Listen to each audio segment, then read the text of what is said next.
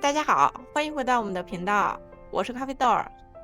今天我们想聊聊又一个澳洲公寓的高价维修费事件。这个事件的主角是一位悉尼女子，姑且称她为斯蒂芬妮吧。她有一个自己的小公寓，就在某一天上班途中，她收到了一封邮件，整个人顿时陷入了巨大的惊恐之中。邮件告诉她，她居住的公寓需要进行大规模的防水维修，整个项目的费用接近750万澳元，分摊到他名下的维修成本原本是5.25万澳元，但算上贷款利息后，最终可能达到6.4万澳元。斯蒂芬妮表示，他知道这座建于上世纪90年代末的公寓存在漏水问题，也知道维修迟早会发生，只是没想到最终的账单会高到几乎让他破产。这个社区一共有超过120套公寓，随着建筑的逐渐老化，整个社区需要进行大规模防水工程，包括外墙、阳台以及其他公共区域的防水处理。这类防水层不是永久有效的，多年以后材料会老化，接缝可能开裂，水分会逐渐渗入墙体、楼板或者阳台结构。小规模渗漏最终往往会发展成涉及整栋楼的大型维修工程。整个工程在不计算贷款利息的情况下，费用大约是620万澳元。由于大部分业主没办法一次性拿出这笔钱，业主大会最终通过了一个为期4年的贷款方案。算上4年的利息以后，全体业主需要偿还的金额达到758万澳元。每一户承担的费用不一样，按照各个单元的产权份额进行分配。一般来说，面积越大的公寓需要承担的维修费用也会越高。斯蒂芬妮本来只需要支付5.25万澳元，但即使他能够一次性付清，无奈的却是业主大会选择了集体贷款方案。他不能单独退出贷款，也不能选择自行提前支付本金。在4年的贷款期内，他最终需要支付是6.4万澳元，其中多出来的1.2万澳元是利息。他表示，如果能自己选择，他宁愿自己想办法筹出这5.25万澳元，例如动用存款，重新进行房贷融资，或者寻找利率更低的借钱方式。但是因为业主大会已经通过了统一贷款，他只能跟着集体计划去付钱。按照新州的产权制度，业主委员会可以通过业主大会决定如何筹集维修资金，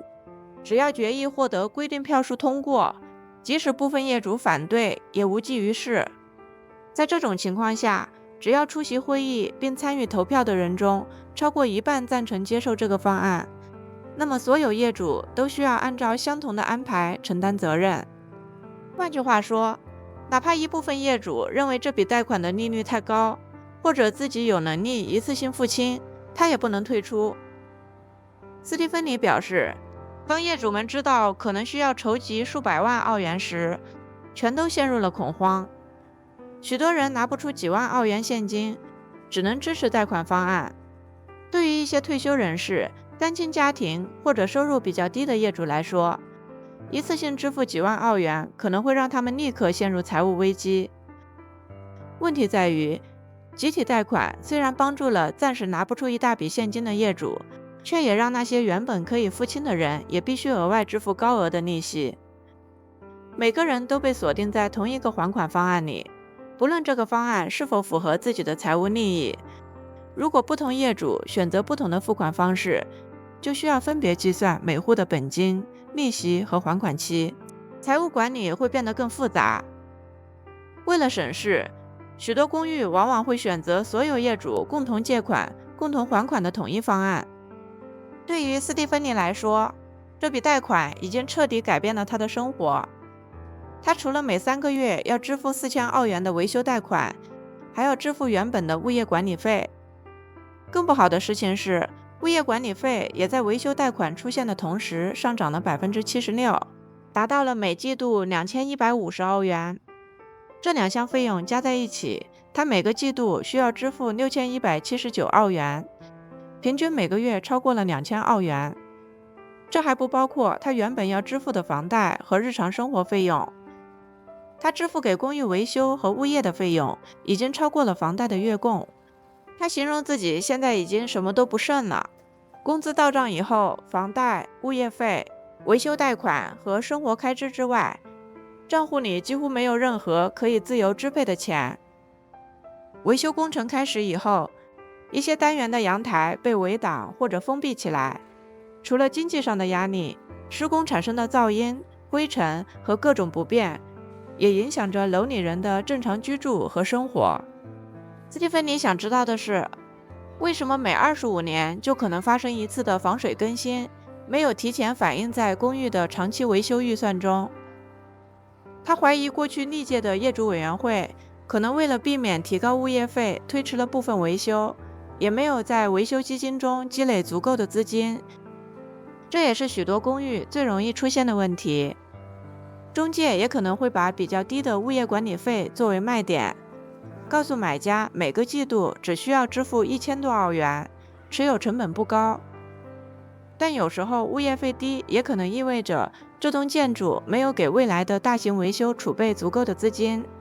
如果每届业主委员会都选择压低物业费，把问题留给以后，那么账单最终会集中落在将来的某一批业主身上。从这个角度来看，斯蒂芬妮不只是在支付自己居住期间产生的费用，他可能也在为10几年前甚至20年前没有完成的维护买单。最让他无奈的是，现在想卖房也很困难。买家只要查看业主委员会的会议记录，看到正在进行的750万澳元维修工程，不断上涨的物业费和剩余贷款，立刻就会消失得无影无踪。他现在陷入了一种进退两难的状态，继续持有需要承受高额的现金流压力，选择出售又可能被砍到骨折价。曾经还有过另一名墨尔本的公寓业主，最初因为建筑漏水问题收到一张1万澳元的账单，后来费用上涨到2.4万澳元，最后竟然增加到17.4万澳元。他没有选择默认接受，质疑出现问题的管道究竟属于他个人负责，还是属于公共区域的问题。在他准备通过法律途径维护自己权益以后，业主委员会最终把问题转交给建筑保险公司处理。即使是一栋质量合格、管理规范的公寓，也可能随着建筑逐渐老化而需要进行大型维修。真正需要警惕的是长期没有规划、账目不透明、维修反复拖延，或者业主委员会为了维持较低物业费而不断压缩维修储备。澳洲目前大约有 15% 的人居住在公寓、联排住宅或者其他分层产权物业中。在悉尼、墨尔本这些城市里，未来进入公寓市场的人可能还会继续增加。对于老年人、单身人士以及不喜欢维护独立住宅的人来说，公寓也可能是一种不错的生活方式。但是买公寓不能只看总价格和每个月的房贷，买下的不只是四面墙，而是加入了一个由几十户甚至几百户共同承担责任的小型财务共同体。在这个共同体里面，别人过去做出的决定可能也会影响到你，其他业主是否有能力付款也可能影响你，而多数人的投票结果还可能让你承担一项自己并不赞成的方案。最近几年业主大会的会议记录、财务报表、保险资料、建筑缺陷报告和长期工程计划都是必须关注的重点。如果文件中反复出现漏水、混凝土开裂、阳台维修、外墙问题或者法律咨询，就要小心一点。还要注意会议记录中有没有频繁出现推迟维修、否决提高物业费、维修基金不足，或者需要寻找外部贷款等内容。这些记录可能比房间里的装修情况更加重要。一套公寓最昂贵的问题往往不在房间里面，而是藏在所有人共同拥有，却没有任何一个人能够单独控制的地方。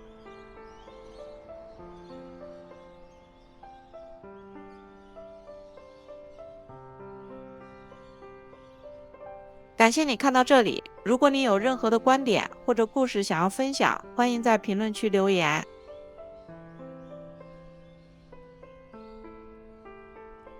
如果你还没有订阅我们，记得点赞订阅，并且打开小铃铛哦。